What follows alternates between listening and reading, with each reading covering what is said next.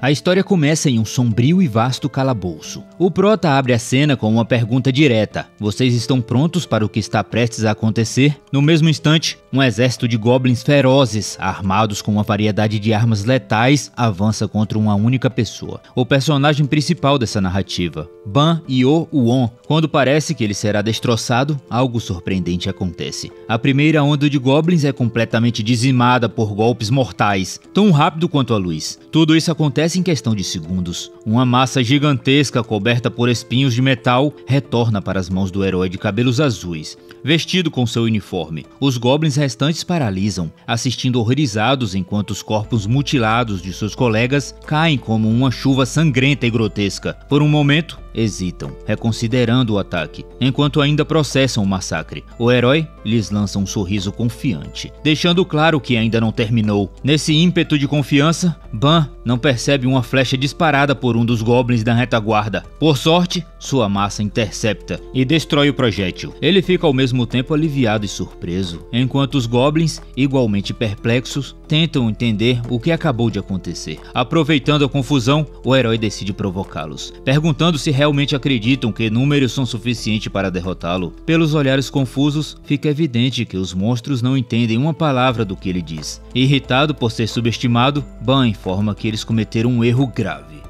ao acharem que ele confiaria apenas em força bruta. Em seguida, ele lança sua massa para o alto e a transforma com magia. Ao perceberem que o ataque está prestes a acontecer, os goblins avançam desesperados. No entanto, são recebidos por uma metralhadora mágica, envolta em um círculo mágico brilhante. É evidente que a arma tem munição suficiente para cada um deles. Calmamente, Ban aponta os dedos em forma de pistola e dá uma ordem para a arma mágica começar o ataque. A narrativa então nos leva a um flashback, mostrando Ban aos 4 anos de idade. Mesmo tão jovem, ele já era capaz de ler fluentemente, e não apenas livros comuns, mas textos em língua que ele sequer falava. Um dia, sua mãe percebe isso, e extasiada corre para contar ao pai. Orgulhoso, o homem acredita o efeito à esposa, brincando que ela deu à luz a um gênio. Inicialmente, os pais tratavam o talento como algo leve, até que Ban começa a falar mais línguas, algumas de países que ele nunca conheceu. A mãe, incrédula, pergunta ao marido se ele havia ensinado o menino, mas ele nega. Neste momento, percebem que há algo estranho acontecendo. Enquanto tentam entender o fenômeno, o avô de Ban, um velho excêntrico, surge. Gargalhando, ele entra pela sala, com um ar teatral. Ele proclama que o menino herdou o sangue ancestral da família. O velho segura uma menina em seus braços, a irmã de Ban, Yumi, que claramente está farta de suas palhaçadas. Ignorando o descontentamento da criança, o avô começa a celebrar, declarando que o garoto será responsável por realizar grandes sonhos da família, recuperar a lendária Torre de Babel. Embora as histórias do velho soem como delírio, os pais de Ban já estão acostumados com suas teorias mirabolantes. A mãe conclui que ele está novamente viajando, enquanto o pai o lembra de tomar um banho antes de continuar. Ofendido, o avô insiste que a Torre de Babel é real. Em meio ao drama, entrega Yumi à mãe. Aproveitando a deixa, ele pega um livro de Ban e começa a desenhar uma torre, enquanto conta uma antiga lenda sobre um ancestral poderoso, capaz de unificar pessoas por meio da comunicação.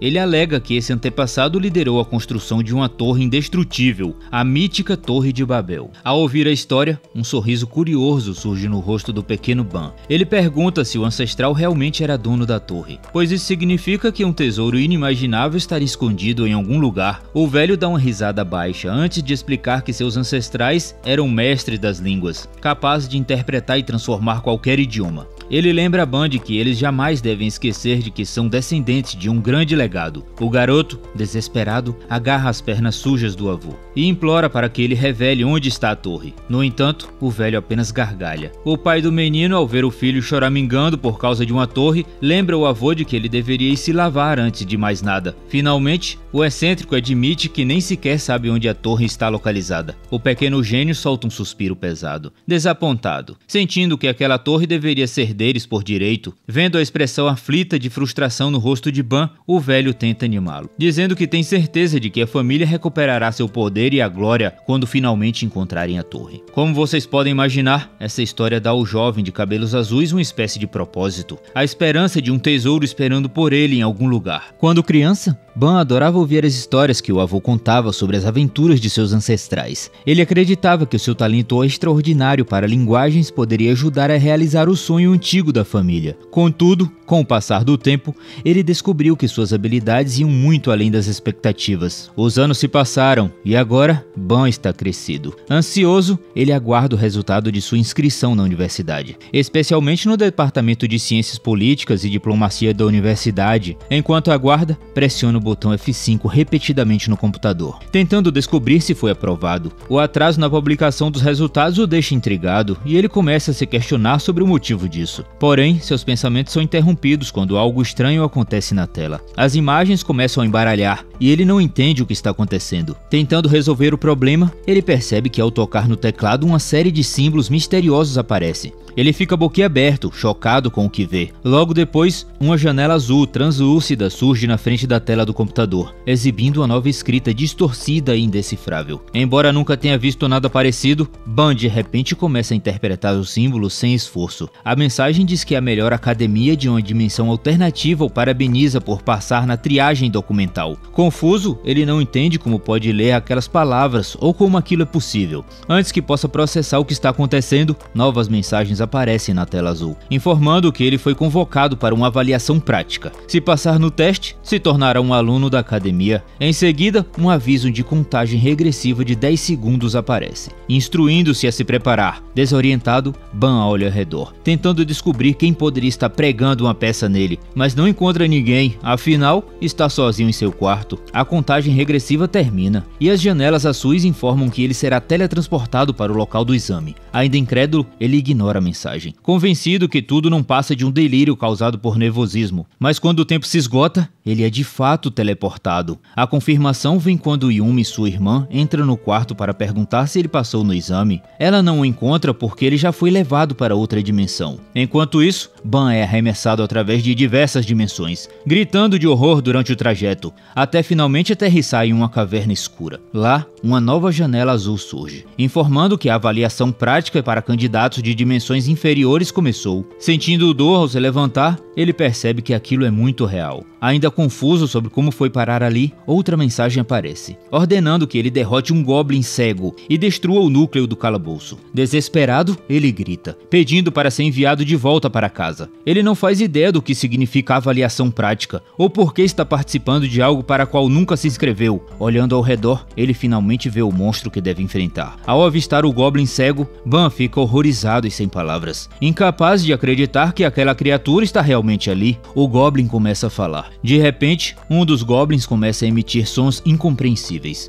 Mas Ban instantaneamente entende o significado. A criatura percebeu sua presença. Para piorar, um segundo goblin cego também ouve sua voz e conclui que a presa finalmente chegou. Como era de se esperar, o jovem fica apavorado ao ouvir o monstro se referirem a ele como presa. Mais chocante ainda é o fato dele conseguir entender perfeitamente a língua dos goblins, sem esforço algum. Ban não se inscreveu para nada disso, mas ali está ele, preso em uma situação surreal, enfrentando goblins cegos e núcleos de calabouço. Apesar do medo e da confusão, ele sabe que para escapar desse lugar, precisará derrotar os goblins. Essa é sua única chance de sobreviver. Enquanto avalia a situação, percebe que tudo se assemelha a um jogo ou a um romance fantástico. Ele gostaria que tudo isso fosse apenas uma piada, mas a dor latejante em sua cabeça e a realidade gritante ao seu redor tornam difícil de discernir entre ilusão e verdade. Refletindo sobre a mensagem que viu anteriormente, ele se lembra de que os goblins são cegos. Isso lhe dá uma ideia de como enfrentá-los, mas não resolve o maior problema: como combater dois monstros enormes. Enquanto pondera, com lágrimas nos olhos, os goblins começam uma busca meticulosa, usando sua audição aguçada para localizar a presa. Ainda escondido, Ban quase é atingido por um golpe de um dos goblins, que balança sua arma pesadamente perto dele. O impacto passa tão perto que o faz entrar em pânico, pois ele não esperava que as criaturas fossem tão precisas. No entanto, ele logo percebe que os goblins não podem vê-lo de verdade. Aliviado, mas ainda em alerta, Ban lembra a si mesmo que não pode se desesperar. Ele tenta recuperar o fôlego, mas outro golpe quase o acerta. Felizmente, ele consegue se esquivar a tempo, embora o impacto da arma arranhe levemente seu rosto. Movendo-se habilmente, ele desvia do ataque e faz com que o goblin erre, atingindo o chão em vez dele. Isso deixa os dois monstros confusos novamente, sem saber onde ele está. Aproveitando a situação, Ban percebe que precisa ser extremamente silencioso. Ele cobre a boca e permanece imóvel, já que qualquer som pode ser sua sentença de morte. Observando os goblins, ele conclui que eles caçam usando a audição e a comunicação, o que significa que eventualmente o encontrarão se ele continuar escondido no mesmo lugar. Determinado a sobreviver, Ban começa a planejar sua aproximação. Decidido, ele espera pelo momento certo e então lança pedras na direção oposta, criando distrações. Os goblins imediatamente seguem o som, mostrando o quão precisos são seus sentidos. Enquanto eles investigam o barulho, Ban se aproxima furtivamente por trás e atira uma pedra grande na cabeça de um deles.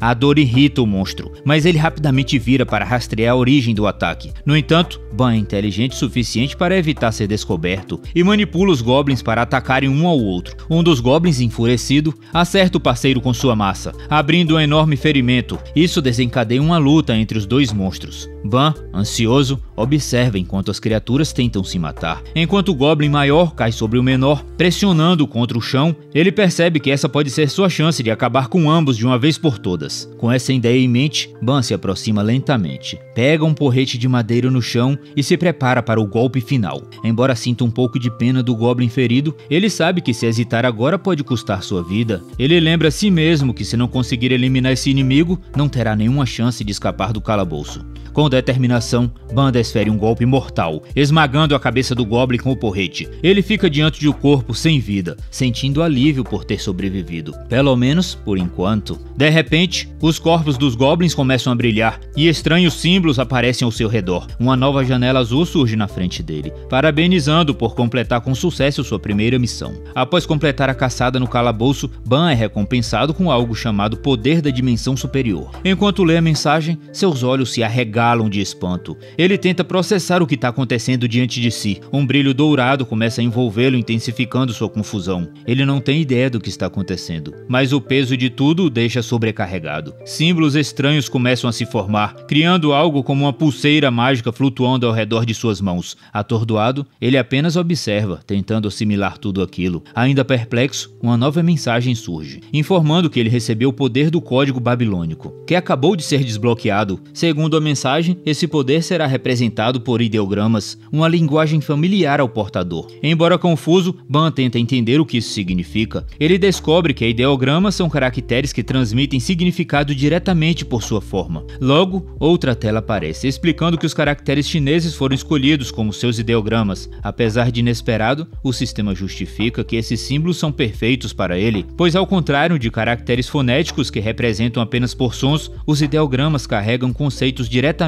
em suas formas. Após essa explicação, Ban é informado de que conseguiu extrair dois conceitos principais dos goblins que derrotou: demônio e vida. Esses conceitos foram obtidos da carne dos monstros. Outro conceito disponível são descritos como complexos ou irrelevantes para o nível atual dele, o que significa que ele não poderá absorvê-los por enquanto. O jovem se sente ainda mais confuso. Ele percebe que seu poder vai muito além da linguagem, e isso o deixa impressionado. Enquanto os corpos dos goblins continuam a se transformar em símbolos, ele fica imóvel, observando com fascínio. Uma nova mensagem surge, avisando que ele está prestes a absorver 0,2 do conceito de demônio. Normalmente, demônios são conceitos impossíveis de serem possuídos por humanos. Por isso, é sugerido que esses conceitos sejam armazenados ou separados no código babilônico, para que possam ser aplicados a outros objetos, e não diretamente a ele. Com isso, Ban finalmente começa a compreender como o sistema funciona. Ele pode absorver conceitos ou armazená-los para uso futuro. Curioso, ele decide testar o conceito de vida em si mesmo. Assim que alcança o símbolo verde flutuante, o sistema confirma que ele está absorvendo 0,4 do conceito de vida, o que aumenta sua vitalidade para 10,4. Além disso, suas habilidades e potencial gerais são melhorados. Empolgado, Ban sente sua confiança crescer. O sistema informa que ele também pode absorver outros conceitos. Ele experimenta com o conceito de carne, absorvendo 0,2, o que aumenta sua resistência física para 10,2. Ele percebe imediatamente que seu corpo está mais forte. Sentindo-se animado, ele começa a flexionar os músculos e percebe que sua força, densidade da pele e até sua coordenação física foram significativamente aprimorados. Admirando sua nova condição, Ban se lembra de como os goblins eram resistentes, o que explica suas melhorias, e percebe que seus corpos desapareceram completamente. Tudo que restou foram as duas armas que quase tiraram sua vida. Ao examiná-las, uma ideia surge. Ele se lembra de que pode aplicar conceitos a objetos. Então, decide tentar o conceito de demônio nas armas. Com um sorriso malicioso, ele aplica o conceito às clavas dos goblins. Para sua surpresa, o plano funciona perfeitamente. As armas agora estão imbuídas com um poder demoníaco, e Ban percebe que elas podem ajudá-lo a enfrentar os outros monstros do calabouço. Com sua nova força e as armas aprimoradas, ele se sente imparável. Sua confiança cresce enquanto ele elimina a próxima onda de goblins cegos. Um a um, ele derrota os inimigos, limpando completamente o calabouço. Ao chegar na saída, ele se depara com um estranho orbe âmbar. Sem hesitar, ele o destrói e uma nova mensagem aparece.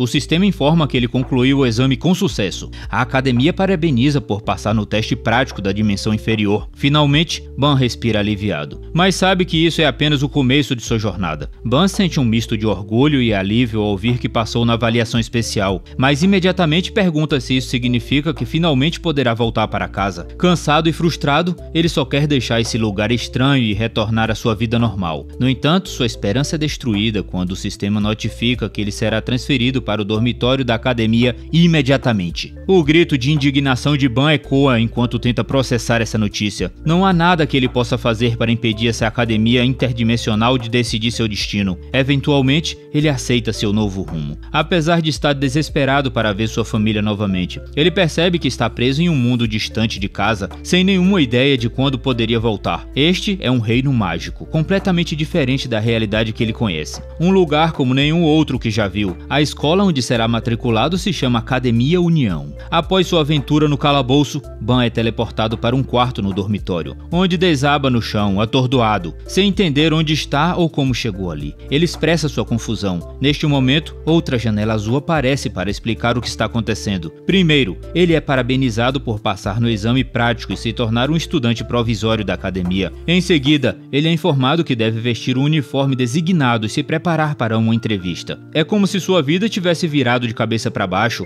e ele não pudesse fazer nada para mudar isso. Ainda confuso com as instruções, Ban pergunta sobre o motivo da entrevista, mas o sistema ignora sua pergunta, limitando-se a incentivá-lo a vestir com orgulho o uniforme da Academia União. Ele encontra um elegante conjunto de blazer e calças azuis, combinando com sapatos bem polidos. No entanto, a visão do uniforme traz de volta lembranças desagradáveis. Ele mal havia se formado no ensino médio, pronto para começar uma vida universitária, e agora está sendo forçado a usar uniformes novamente. A ideia irrita profundamente, mas ele nunca se inscreveu para essa loucura. Tudo o que ele queria era sua vida tranquila de calouro de volta. Compreendendo que chorar não resolverá nada, Ban decide enfrentar a situação. Determinado a entender o que está acontecendo, ele veste o uniforme, mesmo resmungando o tempo todo. A injustiça de ser colocado em uma situação de quase morte durante o exame e agora ter que participar de uma entrevista parece absurda para ele. Após colocar a gravata azul que completa o traje, ele finalmente sai do quarto com um semblante de determinação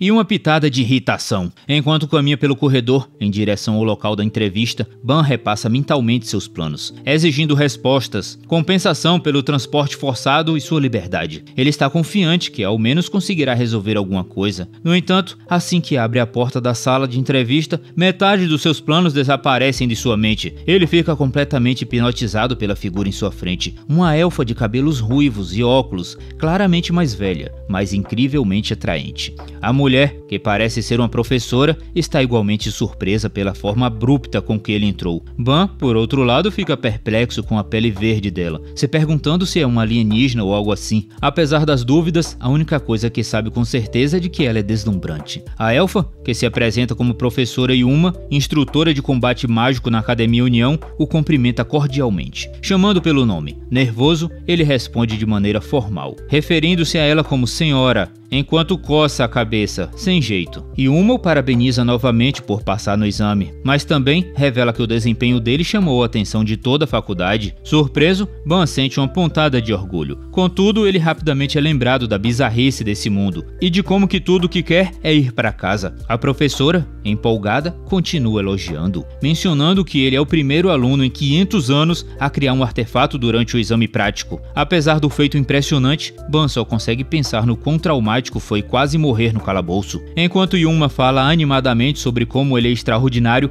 Ban apenas finge ouvir, desejando estar em qualquer outro lugar. Ele conclui que a maneira como eles raciocinam deve ser completamente diferente dele. Afinal, eles vêm de mundos totalmente distintos. Ele já está de saco cheio dessa escola estranha, então decide que vai embora logo após a entrevista. Mas todos sabemos que não será tão simples assim, já que ele praticamente é um tesouro para a academia. Ban percebe isso rapidamente, e estamos prestes a descobrir o que exatamente aconteceu para fazê-lo mudar de ideia e permanecer. O rapaz olha pela janela da sala de aula e nota um pilar bastante proeminente. Curioso, ele pergunta à professora qual é o nome daquele pilar. A mulher, inicialmente surpresa com a pergunta, logo lembra que pessoas de mundo de dimensões inferiores geralmente não sabem nada sobre a Academia União, ou sobre o pilar em questão. Ela já tinha ouvido rumores sobre pessoas que desconhecem completamente esse lugar, e agora está cara a cara com uma delas, confirmando que os boatos eram verdadeiros. Ela se dispõe com prazer a esclarecer o jovem talento. Ela explica que o pilar que ele está observando é a razão pela qual a Academia União foi criada. Neste momento, também temos a chance de contemplar o impressionante pilar, tão alto que toca as nuvens, simplesmente magnífico, parecendo mais uma torre do que um pilar. A professora detalha que a academia recruta os estudantes mais talentosos de diversas dimensões para ajudá-los a alcançar o topo da torre. Ela revela que esse é o grande objetivo da Academia União e a última esperança compartilhada por todas as dimensões. Após essa explicação,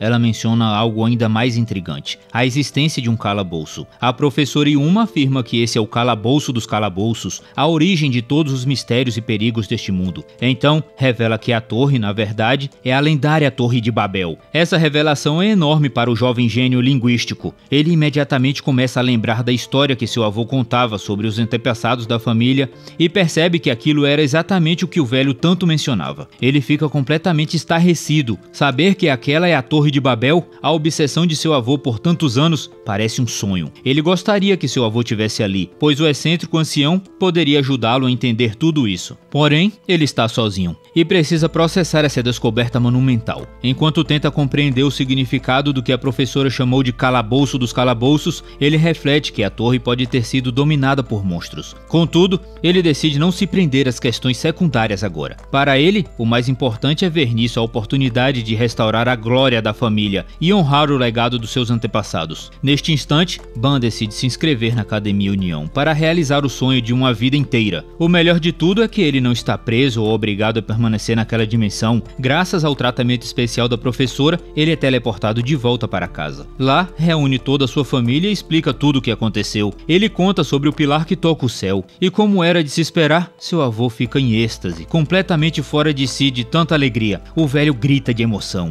enquanto o pai do rapaz tenta acalmá-lo para evitar um ataque cardíaco. Com o apoio total da família, Ban se prepara para a nova jornada. De volta à academia, ele começa seu treinamento nos calabouços inferiores, especificamente na caverna dos Hobgoblins, onde está ensinando uma lição inesquecível a um exército de goblins. Aqui alcançamos a cena inicial da história. Ban abre fogo contra os monstros com uma metralhadora mágica, lançando uma enxurrada de balas. Enquanto enfrenta os goblins, uma sensação de propósito e realização o invade. Agora ele não se limita apenas às suas habilidades linguísticas, ele consegue compreender e manipular conceitos dos monstros que derrota. Até o momento, no calabouço, ele adquiriu conceitos como demônio, vida, carne, assassinato e disparo. Com isso, suas habilidades estão completamente transformadas, graças ao código babilônico. Esse código permite que ele verbalize, absorva e manipule os conceitos de qualquer objeto ou criatura derrotada, tornando-o cada vez mais poderoso. Ele se lembra de sua primeira vitória no calabouço, onde infundiu o conceito demoníaco em um clube goblin, transformando-o em sua fiel arma, uma clava metálica com espinhos que parece ter vida própria. Essa arma, que ele chama de Bang Manga, tornou-se um artefato autônomo e essencial para suas conquistas. Depois de limpar o calabouço, Ban revisa os prêmios obtidos e fica chocado ao ver algo inédito entre os conceitos adquiridos: o conceito de alma. Agora ele possui 2 conceitos de alma, mas não tem ideia do que isso significa e começa a se questionar sobre o que pode representar. Enquanto ainda tenta desvendar o mistério, sua clava com espinho subitamente tenta se comunicar com ele. Curioso, ele pergunta o que está acontecendo, e é então que seu companheiro metálico expressa o desejo de receber o conceito da alma. Diante disso, Ban revela que está mais do que disposto a conceder o conceito da alma à clava, mas decide antes imbuí-la também com o conceito de vida e espírito. Com um sorriso confiante, ele reúne todos os conceitos necessários e condensa em uma esfera brilhante de energia. Ele, então, alimenta sua arma com o poder acumulado. No momento em que os conceitos entram em contato com a clava, uma explosão de energia ocorre, jogando Ban para trás. A fusão dos conceitos forma formam uma harmonia perfeita, desencadeando uma transformação no artefato. Conceitos de fantasma e fera combinam-se automaticamente, criando uma sinergia transcendente que excede tudo o que ele já experimentou. Nosso prota percebe que o resultado da fusão é algo completamente novo, um conceito de fera fantasma. De repente, o artefato assume a forma de uma gigantesca criatura metálica, semelhante a uma cobra. Inicialmente intimidador, o ser logo se transforma em uma versão adorável, deixando Ban aliviado ao perceber que a personalidade de sua arma continua a mesma. Ele acaricia a cobra, encantado, e espera que ela ainda seja capaz de se transformar em outras formas, como uma arma mágica ou um escudo. Após nomear sua nova criação, Ban examina suas estatísticas de crescimento. Ele nota que, embora esteja familiarizado com os conceitos de vida e carne, o conceito de alma ainda é enigmático para ele. Suas habilidades, como visão que tudo vê e ouvidos que tudo escutam, parecem estar ligados à sua aptidão linguística, mas ele decide não perder tempo tentando entender tudo agora. Por fim, surge um convite para retornar à Academia União e participar da cerimônia de entrada. Ele aceita, sendo transportado diretamente para o grande auditório da academia. O local é impressionante, com um design futurista, repleto de hologramas e luzes deslumbrantes, dando as boas-vindas aos novos alunos. Enquanto os estudantes entram no auditório, as reações variam. Alguns estão radiantes, enquanto outros parecem preferir estar em qualquer outro lugar. Quando a cerimônia está prestes a começar, Ban finalmente aparece no salão. Ele fica surpreso ao ver a diversidade dos alunos, vindos de diferentes dimensões, cada um com características únicas. Sentindo-se um pouco deslocado, ele ativa sua habilidade de visão ampliada, que o ajuda a compreender as auras e espíritos ao seu redor. Logo ele percebe que muitos dos estudantes regulares que entram pelo processo convencional emanam uma força impressionante, muito superior à sua. Ele calcula que são pelo menos 10 vezes mais poderosos do que a dele. Antes que consiga encontrar um lugar para sentar, um estudante enorme e verde o confronta, ordenando que ele se retire para o fundo por ser de uma dimensão inferior. Intimidado, Ban obedece e segue em silêncio enquanto os outros alunos zombam dele. Um pouco mais à frente, um estudante loiro o chama, indicando onde ficam as cadeiras reservadas para alunos admitidos por meio especial. Ban caminha até a pequena fileira de assentos, sentindo-se como se tivesse sido exilado. Ele observa os outros 3 alunos que estão lá e percebe algo estranho. Suas auras são incrivelmente poderosas, muito acima do esperado para estudantes de baixa classificação. Ban não consegue desviar o olhar, até que o loiro, chamado Slight, chama sua atenção. Slight parece conhecê-lo e sugere que já se encontraram antes, explicando por que o chamou logo após a confusão com os estudantes regulares. Familiar, Slight dá as boas-vindas a Ban, mencionando que as cadeiras especiais são realmente fantásticas, o que alivia um pouco a tensão do momento. Mas o loiro não parece concordar. Ele se surpreende com o que o garoto de cabelo azul diz e de repente explode em uma gargalhada. Slight na verdade é o colega de quarto bonito que Ban conheceu no dormitório antes da cerimônia de entrada. E é seguro dizer, o primeiro encontro deles foi um tanto peculiar. Em um flashback, vemos como os 2 jovens se conheceram. Slight estava vestido com uma armadura de cavaleiro e segurava uma enorme espada. Ao encontrar Ban pela primeira vez no quarto, ele imediatamente encostou a lâmina no pescoço dele, exigindo saber quem ele era. Ban, ainda novo na escola, ficou visivelmente nervoso. Suando frio, ele rapidamente explicou que era um calouro na academia e revelou que eram colegas de quarto. Assim que ouviu isso,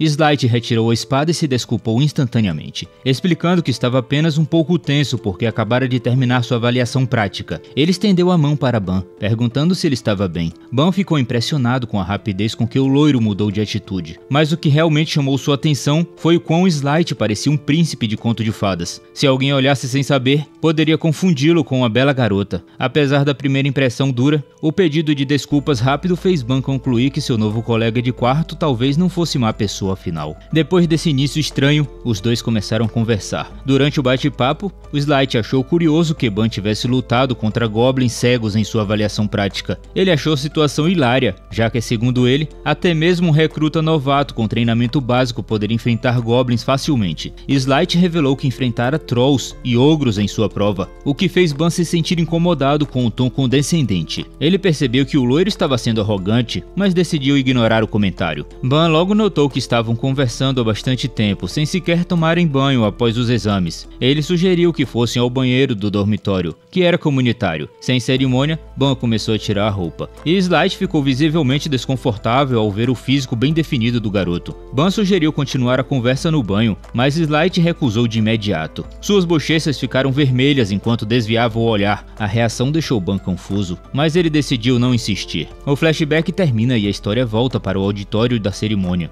Apesar da interação estranha do passado, a aura desconcertante de Slight permanece. Ban, cansado do olhar estranho do loiro, resolve interagir com os outros dois estudantes sentados nas cadeiras reservadas para os admitidos especiais. Ele cumprimenta a garota de cabelos rosados, que parece ficar imediatamente nervosa com a abordagem. Ban, igualmente intrigado pela beleza dela, cora enquanto tenta disfarçar. Após um breve momento, ela retribui o cumprimento de forma educada, e ambos acabam ficando sem jeito. Em seguida, Ban tenta falar com a garota de cabelos brancos. Contudo, ao contrário da recepção amigável da garota anterior, ela o encara com um olhar frio e intimidador. Seus olhos negros parecem atravessá-lo como facas, deixando Ban desconfortável. Ele pergunta por que ela está olhando para ele daquele jeito, e ela finalmente aponta de forma direta para o que está enrolado em seu braço. Ban percebe que sua cobra, a fera fantasma, tinha saído sem que ele notasse. Ele apresenta a criatura aos outros estudantes, explicando que é seu novo companheiro. Os três mostram curiosidade pelo pet incomum. Slight, impressionado, pergunta se aquele é o mesmo artefato que viu antes, quando era apenas uma clava. Ele se surpreende com o quanto ela mudou em tão pouco tempo. Enquanto Slight faz perguntas, a garota de cabelo rosado pede, de forma educada, permissão para tocar na cobra, achando adorável. A garota de cabelos brancos, no entanto, mantém sua postura indiferente, embora admita estar impressionada. Finalmente ela se apresenta como Danko, filha de um renomado artista marcial. Quando Ban revela seu nome, os dois começam a conversar, e ele fica intrigado ao ouvir mais sobre as origens dela. Curioso, Ban pergunta a Danko se ela utiliza artes marciais ou técnicas diferentes, como disparos de energia. Assim que ele faz essa pergunta, um silêncio desconfortável toma conta do grupo. Slight e Rachel rapidamente desviam o olhar, e Ban, confuso, tenta entender o que está acontecendo. É então que Danko, de forma relutante, admite que sua suposição não está completamente errada. Suas bochechas ficam intensamente vermelhas, deixando Ban nervoso com a situação. Ele conclui que Gu estava certo, principalmente ao perceber o quão envergonhada a garota de temperamento difícil parecia. Afinal, em um mundo de fantasia, faz sentido que as habilidades especiais como essas existam. Neste momento, a garota de cabelo rosa se apresenta. Ela revela seu nome como Rachel e afirma que é um prazer conhecer Ban. Logo em seguida, o loiro também decide se apresentar, dizendo que seu nome é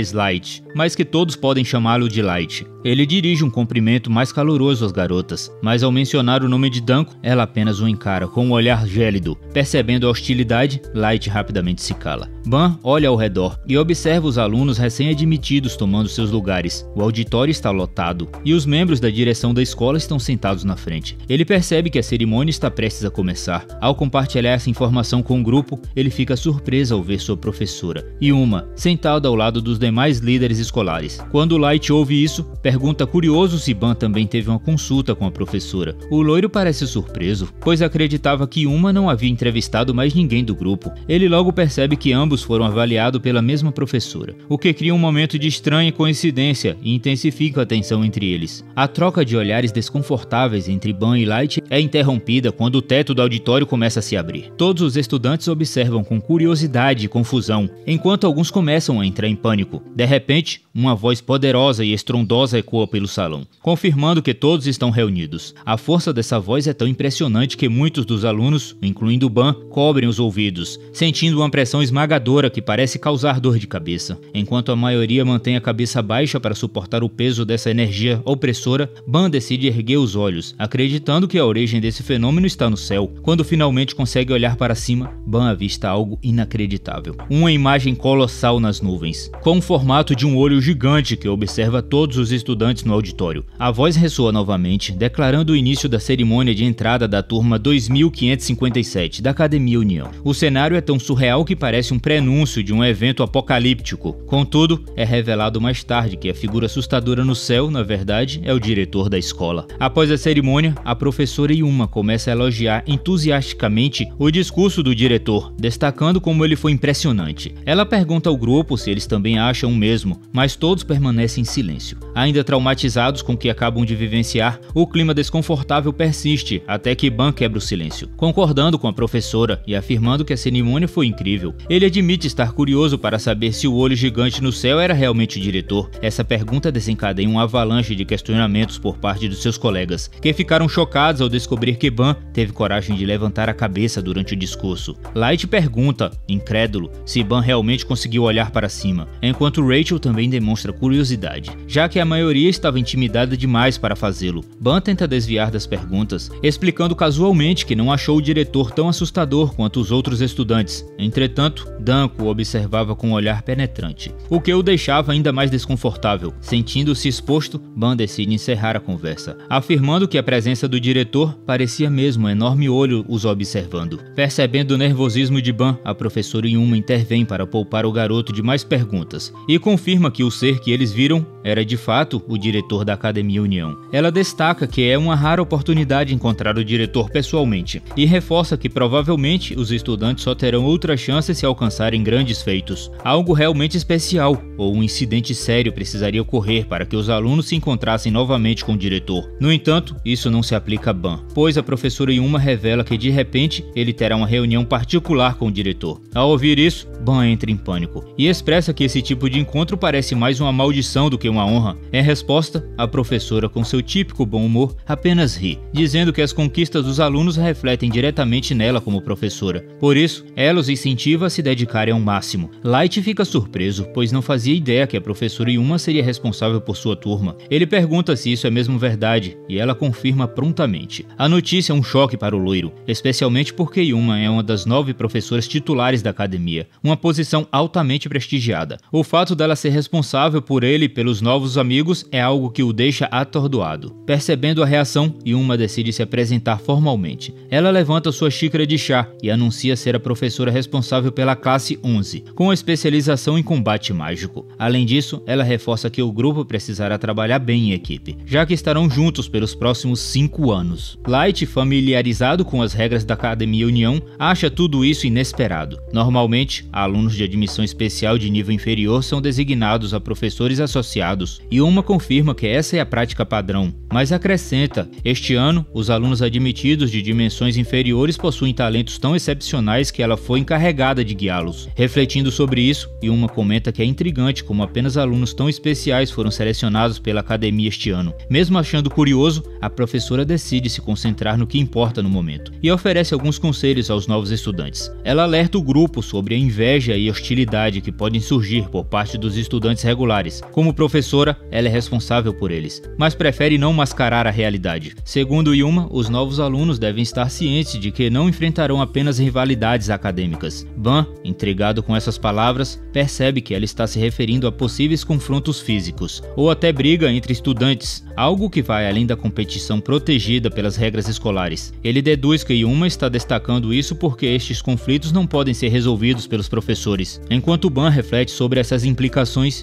Yuma interrompe seus pensamentos com mais orientações. Ela recomenda que o grupo permaneça unido, já que todos são raros talentos admitidos na academia. Danko, por sua vez, processa as informações em silêncio. Para ela, se o grupo deseja crescer enfrentando outros estudantes, eles precisarão ser fortes o suficiente para ignorar a inveja e hostilidade. Caso contrário, só acumularão problemas. Yuma reforça a importância de uma unidade entre eles, mencionando que, além de colegas de classe, eles também serão companheiros de equipe na subida da torre até a formatura. Essa revelação pega Ban de surpresa, que ainda tenta digerir todas as informações. A professora finalmente encerra a sessão de conselhos, achando que já havia pesado o clima suficiente. Em um tom mais animado, ela menciona que a escola preparou um presente para eles, com a intenção de melhorar seus ânimos. De repente, presentes aparecem sobre a mesa. O brilho que emana dos objetos sugere que são artefatos raros e valiosos. Ansiosos, os estudantes recebem seus presentes. Um deles segura um colar de pedra vermelha como pingente, mas parece confuso sobre como aquilo pode ser usado como uma identificação estudantil. E uma explica que o colar funciona como um crachá de identificação dos alunos e apresenta diversas funcionalidades. Ele permite o acesso às instalações do campus e, além disso, possibilita teletransporte dentro do Reino da União. Para ativá-lo, os estudantes precisam apenas recitar um encantamento simples. A professora Yuma é linda. Light, Rachel e Duncan experimentam o feitiço imediatamente, e ele funciona de forma impecável. Antes, estavam fora do prédio. Agora, de repente, se encontram dentro de um dos salões. Impressionado com o poder do colar, Light decide que precisarão cuidar muito bem dele, já que será essencial para sua identificação no futuro. Enquanto isso, Rachel percebe algo estranho. Ban não está com eles. Light admite não saber o motivo, enquanto Duncan parece não se importar, sugerindo que a ausência de Ban talvez tenha algo a ver com a vibe esquisita que ela sempre sentiu em relação a ele. Ela acredita que o diretor pode ter percebido o mesmo. A verdade é que Ban foi chamado para um assunto assunto urgente durante a conversa com Yuma, o que afastou temporariamente do grupo e levou nosso prota a ser convocado para outro lugar, algo que despertou ainda mais as suspeitas de Duncan. Ela não confia em Ban e sente que há algo estranho nele, especialmente porque ele parece o único estudante capaz de olhar diretamente para o diretor. Enquanto isso, acompanhamos Ban literalmente sentado na fogueira. Ele está suando intensamente, tomado pelo nervosismo. Afinal, foi chamado para uma reunião privada com o diretor logo no primeiro dia de aula, algo que definitivamente não fazia parte dos seus planos para começar sua experiência na Academia União. Ban não consegue se lembrar de ter causado qualquer problema, então se pergunta por que foi convocado. Sua crise de pânico é interrompida quando o diretor começa a falar. Ele explica que Ban pode agora olhar diretamente para ele, já que não está em sua verdadeira forma. Hesitante, o jovem finalmente levanta a cabeça e, para sua surpresa, descobre que o diretor assumiu a forma de um boneco de pelúcia. Claramente, isso é muito menos intimidador do que lidar com um gigantesco olho no céu, que o oprimia com sua presença avassaladora. Aliviado, Ban percebe que a conversa será bem menos desconfortável do que imaginava.